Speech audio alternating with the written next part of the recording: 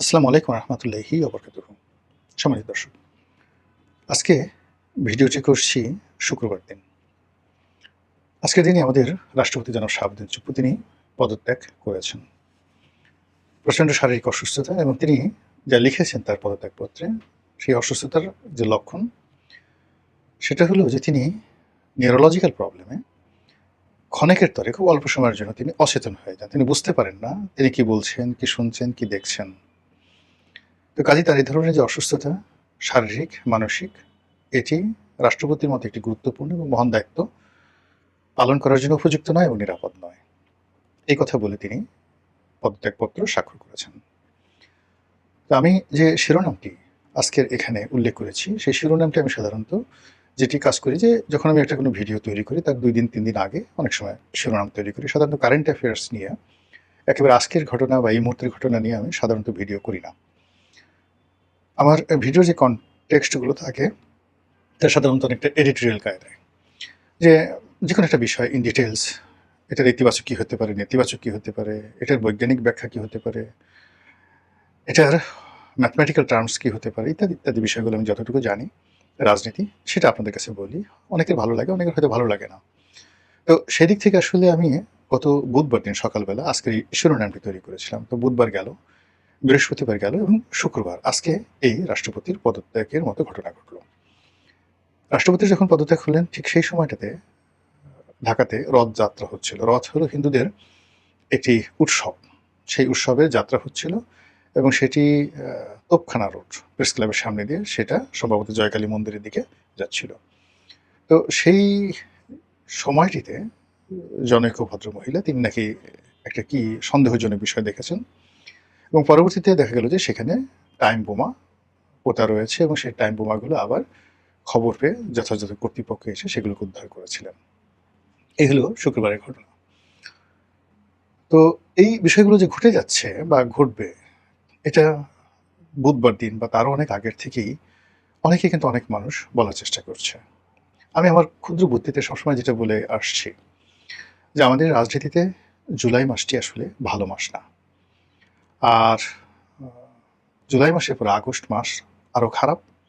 আর September মাসে এই জুলাই এবং আগস্টে যা কিছু ঘটে এটা সেপ্টেম্বর মাসে এসে পূর্ণতা পায়।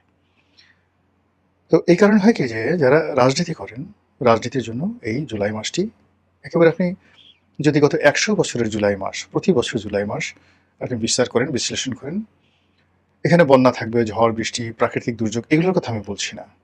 আমি বলছি যে এরকম রাজনৈতিক বিপর্যয় আপনি যদি গত ১০০ বছর বিবেচনা করেন, গত ১ বছর করেন, গত ৫ বছর করেন, আপনি জুলাই এবং আগস্টকে ঘিরে কিছু না কিছু দেখতে পাবেন। তো এই জিনিসগুলো কেন ঘটে? এই বিষয়গুলো আসলে বুধবার দিন আমার হঠাৎ করে মনে হলো। এজন্য এই শিরোনামটা দিয়েছি। শিরোনামটা হলো যে আমাদের যে পৃথিবী, এই পৃথিবী যে চলছে এটার একটা ক্ষমতার বহর আছে। এটার একটা ক্ষমতার কেন্দ্র আছে।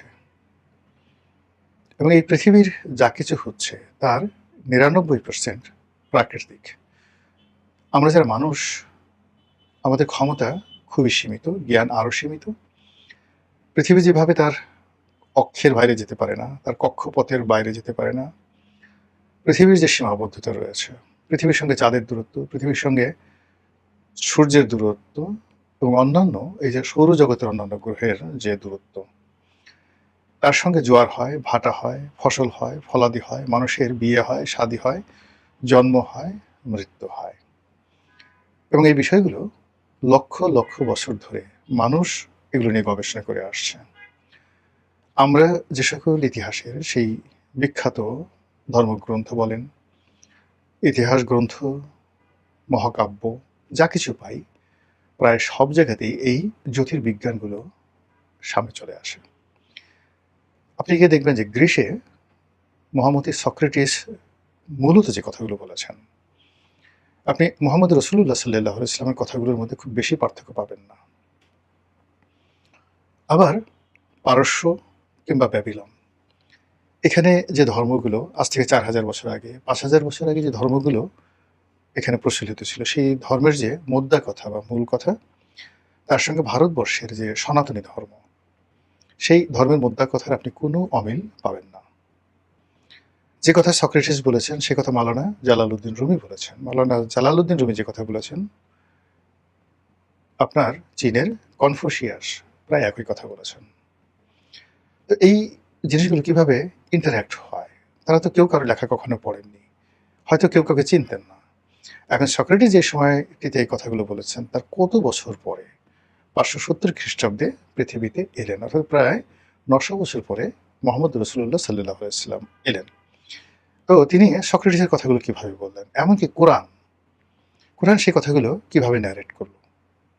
ইট মিনস এই জগতে প্রকৃতি বলতে কিছু একটা জিনিস আছে, ইউনিভার্স বলতে যেটা আমরা দেখি তার পেছনে একজন নিয়ন্ত্রক রয়েছেন, কর্তা রয়েছেন।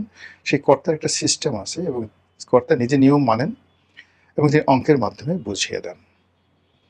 আচ্ছা বলেন তো, একটা বড় গ্রহ, সেই গ্রহটার নাম বৃহস্পতি কেন হলো বাংলাদেশে? বৃহস্পতিকে কেন সৌভাগ্য বলা হয়? একটা গ্রহ আছে শনি, কেন এটাকে অমঙ্গল, অকল্যাণ? এই অমঙ্গল এবং অকল্যাণের প্রতীক রূপে কেন এই শনির যে দশা বা শনি নামক যে গ্রহটি, এটিকে কেন মানুষ বলে আসছে একেবারে অনাদিকাল থেকে? আবার শনির অনেকগুলো চাঁদ আছে, যেমন আমাদের পৃথিবীর চাঁদ আছে, শনির এরকম একটা চাঁদ আছে, সেই চাঁদটির নাম টাইটান। তো সেই টাইটানকে নিয়ে এই পৃথিবীতে বহু ঘটনা ঘটে, অনেক দেবতার নাম, টাইটান নামক দেবতার নাম আছে। টাইটান নিয়ে এই যেমন আমাদের ভারতে একটা ঘড়ি কোম্পানি, তারা টাইটান করেছে। তো সেই শনির যে চাঁদ টাইটান, তার ক্ষমতা, তার দম্ভ, তার সব কিছু মিলিয়ে আপনি এই যে টাইটানটাকে নিয়ে আমরা কেন পৃথিবীতে এত মাতামাতি করছি, টেকনাফ থেকে তেঁতুলিয়া, একেবারে ভারতের বিন্ধ্য পর্বত থেকে শুরু করে আল্পস পর্বতমালা, আল্পস থেকে শুরু করে আবার ইরানের জাগ্রস পর্বতমালা, সেখান থেকে আবার যদি আপনি চলে যান কিলিমাঞ্জারো পর্বতমালাতে, কেন বারবার টাইটান চলে আসছে? আমরা যাকে সরস্বতী বলি বা গঙ্গোত্রী হিমবাহের গঙ্গা বলি, যমুনা বলি, ঘুরে ফিরে কেন একই কাহিনী প্রকৃতিতে আসছে? এই কারণে এই যে জুলাই মাস, এই জুলাই মাসকে কেন্দ্র করে বাংলাদেশে শনির দশা, এবং এই শনির দশার সাথে সাথে আবার শনির যে চাঁদ, সেই চাঁদের অভ্যুদয় অর্থাৎ টাইটানের অভ্যুদয় এই বাংলাদেশে ঘটে, প্রতি বছর ঘটে। এই সময়টিতে মানুষের মন অস্থির হয়ে যায়, সন্দেহ বেড়ে যায়, হতাশা তৈরি হয়ে যায়। এবং এরকম সময় যখন আসে তখন সাধারণত সবগুলো ধর্মেই বলা আছে, যখন এরকম অকল্যাণ চারিদিকে দেখা যায় তখন দরজা বন্ধ করে রাখো, বাইরে ঘোরাফেরা করো না, চুপচাপ নিজের কর্মে নিজের পরিবারের সঙ্গে থাকো। এটাই কল্যাণ। যত মানুষের সাথে চলবে, যত বেশি কাজ করতে যাইবে, তত বেশি ভুল হবে। আপনি দেখুন তো এই জুলাই মাসটি বা এই শনির দশা বা টাইটান, এই জামাতের যে এমপি সাহেব, তার কথা একটু চিন্তা করেন, তার প্রেয়সী সেই কিশোরী বধূর কথা চিন্তা করেন। এরপর এই মাসে যেভাবে বিএনপি এবং জামাতের আরো বহু নেতার একান্ত ব্যক্তিগত ভিডিও, অডিও, অশ্লীল ছবি যেভাবে আসছে, এটা তো আরো 3 মাস আগে আসতে পারতো। কেন সবকিছু জুলাই মাসে আসতে হবে? তো জুলাই মাসে যদি এই অবস্থা, আগস্ট মাসে কি হবে আপনি বোঝার চেষ্টা করেন।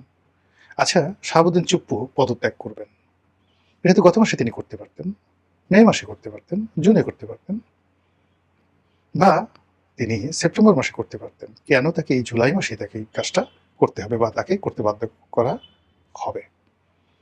এই যে বিষয়গুলো, এই বিষয়গুলো হলো আপনার একটা শনির দশা। সেই শনির দশা আমাদেরকে পেয়ে বসেছে। আমাদের যারা আলেম আছেন, ওলামা আছেন, যারা এই চর্চাগুলো করেন, ইসলামের বড় বড় ইমাম আল রাজির মতো তাফসীর কারক, তারাও মূলত জ্যোতির্বিজ্ঞান চর্চা করতেন। ইবনে সিনা, জাবির আল হায়ান, এরকম বড় বড় স্কলার যারা ছিলেন, তারা ম্যাথমেটিক্স, জ্যামিতি এবং জ্যোতির্বিজ্ঞান। ইভেন আমাদের ভারতবর্ষে যে সকল মহান অলি আল্লাহ গাউস কুতুব ছিলেন, এমনকি অষ্টাদশ শতাব্দীর যারা গাউস কুতুব, তারা সবাই কিন্তু এই জ্যোতির্বিজ্ঞান চর্চা করতেন। কিন্তু দুর্ভাগ্যজনক হলো সত্যি, আমাদের দেশের এখন যারা সব ধর্মেরই, যারা যাকে বলা হয় ধর্মগুরু, তারা বিবাদ করেন, বিসংবাদ করেন, ইতিহাস বলেন, কাহিনী বলেন, তাদের ধর্মগ্রন্থ থেকে বিভিন্ন উদ্ধৃতি বলেন, কিন্তু এগুলোর সাথে যে গ্রহ নক্ষত্র জ্যোতির্বিজ্ঞান অঙ্কশাস্ত্রের বিজ্ঞানের যে একটা সংযোগ রয়েছে সেই দিক নির্দেশনা তারা দিতে পারেন না। ফলে কি হলো দেখুন, বড় বড় রাজবংশ, সেটা হিন্দুদের হোক মুসলমানদের হোক, তারা বহুদিন রাজত্ব করেছেন। তাদের বায়তুল হিকমা ছিল, লাইব্রেরি ছিল, তাদের জ্ঞানীগুণী বিজ্ঞানী ছিল, জ্যোতির্বিজ্ঞানী ছিল, তাদের জ্যোতিষী ছিল, তাদের অলি আল্লাহ গাউস কুতুব তাদের দরবার আলোকিত করতেন। ফলে তারা যে কোনো সিদ্ধান্ত চমৎকারভাবে নিতে পারতেন। কিন্তু আমাদের এই দেশে এই সময়টাতে মানে যেখানে জ্ঞান আছে, যেখানে গুণ আছে, সেখান থেকে রাষ্ট্র, রাজনীতি এবং রাজনীতিবিদ তারা সবসময় দূরে থাকেন। যেখানে নির্বুদ্ধিতা আছে, যেখানে অহংকার আছে, যেখানে দুর্গন্ধ রয়েছে, সেই জায়গাগুলোকে তারা বেছে নেন। ফলে একটার পর একটা বিপর্যয় তাদের ঘটতে থাকে সারা বছর, আর সেই বিপর্যয়ের ফলাফলটা এসে প্রতি বছর জুলাইতে এসে তাদেরকে হানা দেয়, তছনছ করে দেয়, একটু একটু করে ক্ষয় করে দেয়। আপনি শেখ হাসিনার শেষ 5 বছরের জুলাই মাসগুলো আপনি মূল্যায়ন করেন, দেখবেন যে প্রতি বছর জুলাই মাসে তার কি পরিমাণ, জুলাই এবং আগস্ট মাসে কি পরিমাণ তার শক্তি ক্ষয় হয়েছে। তো সেই দিক থেকে একেবারে এই বছরের যে জুলাই মাস, সেই জুলাই মাসের মানে এই তারেক রহমান সরকারের জন্য প্রথম জুলাই, এই প্রথম জুলাইতে তিনি যে বিপদ এবং বিপত্তির মধ্যে পড়লেন, এবং তিনি যে চ্যালেঞ্জের মধ্যে পড়লেন, তিনি যে অস্থিরতার মধ্যে পড়লেন, এবং যে আতঙ্ক এবং ভয়ের মধ্যে তিনি পড়ে গেলেন। অর্থাৎ দেখেন এই মাসেই তাকে তার বাবার হত্যাকারীকে তিনি পেয়ে গেলেন, এই মাসেই এই হত্যাকারীকে তিনি গ্রেপ্তার করতে পারলেন, তাকে আবার কোর্টে তোলা হলো। আপনি এই যে জুলাই কেন্দ্রিক যে ঘটনাগুলো ঘটছে, যে সিদ্ধান্তগুলো তিনি নিচ্ছেন, তার প্রতিপক্ষ তার বিরুদ্ধে যেভাবে এই জুলাই মাসে রাজপথে নামছে, সব মিলিয়ে আমার কেন যেন মনে হচ্ছে পুরো দেশের রাজনীতি, অর্থনীতি সবকিছুতে একটি শনির দশা ভর করেছে। এবং শনির যে সবচেয়ে শক্তিশালী, যে কিনা পুরো শনিকে জোয়ারে নিয়ে যায়, ভাটাতে নিয়ে যায়, সেটা হলো শনির চাঁদ, দ্য টাইটান। এবং সেই আমাদের এই বাংলাদেশে কেবলমাত্র শনির দশা না, শনির যে চাঁদ টাইটান, সেই টাইটানের আকর্ষণও চলছে। মহান আল্লাহ আমাদের সবাইকে হেদায়েত দান করুন, হেফাজত করুন। আসসালামু আলাইকুম ওয়া রাহমাতুল্লাহি ওয়া বারাকাতুহু।